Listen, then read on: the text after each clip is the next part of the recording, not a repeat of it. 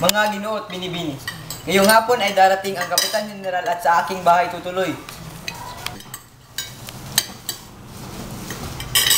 Salamat.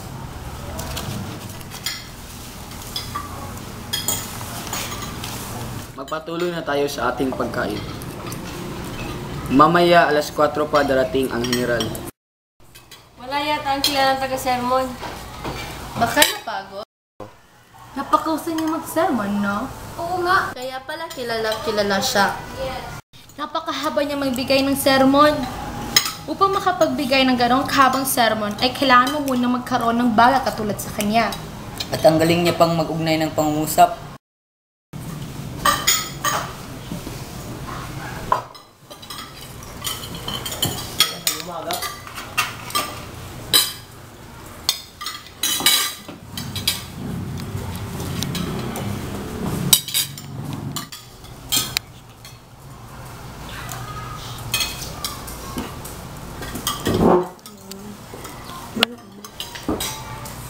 Ipagpatuloy ninyo yung usapan, mga ginoo. Binanggit kanina ni Ibarra ang tungkol sa mga taong tumutulong sa kanyang panukala. Tinutukuyan ng arkitekto na kayo ay Wala akong alam sa arkitektura, ngunit natawanan ko lamang ang mga arkitekto at ang mga walang alam na nagpapagawa sa kanila. Tignan nyo ang simbahang iyon. Kaunting pag-iisa lang ang ginamit ko. Ngunit, ayon sa isang Ingles na mag-aalahas, napakahusay raw ng pagpapatayo. ngunit sa papapatayo ng isang gusali tulad ng kaaralan, kailangan ng isang eksperto. Ang nangangailangan lamang ng eksperto inyong higit na walang alam kaysa mga Indio na nagpapatayo ng kani-kanilang bahay at hindi marunong magpatayo ng isang paaralan. Sinubo lamang ito ng 4 na pader at isang bubong. Haha, kami nakapagpatayo ng isang pagabutan. Mura, ngunit maganda, maayos ang pagkakagawa at 8 kwarta lamang ang ibinayad sa manggagawa. 8 kwarta lamang? Hindi tulad ng mga Indio, lalo na yung galing sa Europa. Ngunit padre, Ang mga magulang ng mga yan ay pinaparusahan at namatay.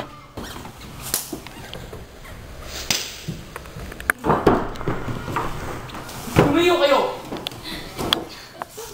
Walang sino man sa inyo ang kumibok kanina. Ngayon, ako naman ang magsasalita. Iniwasan ko siya, ngunit kalooban na rin ng Diyos na kami ay magsalubong ng kakatulan siya ng Diyos.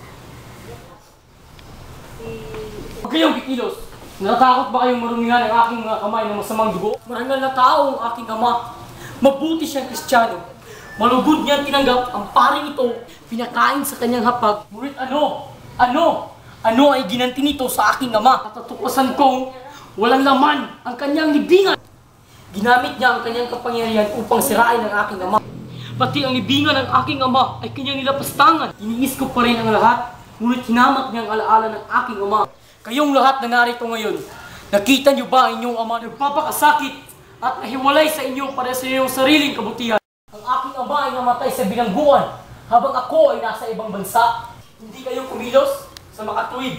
Ang taong ito ay binigyan niyo ng sala.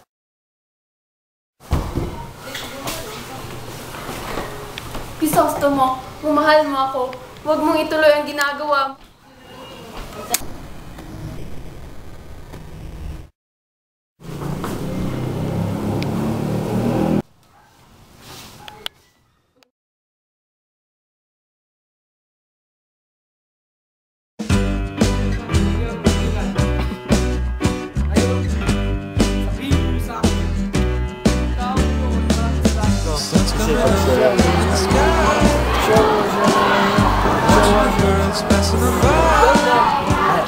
Makes me wonder.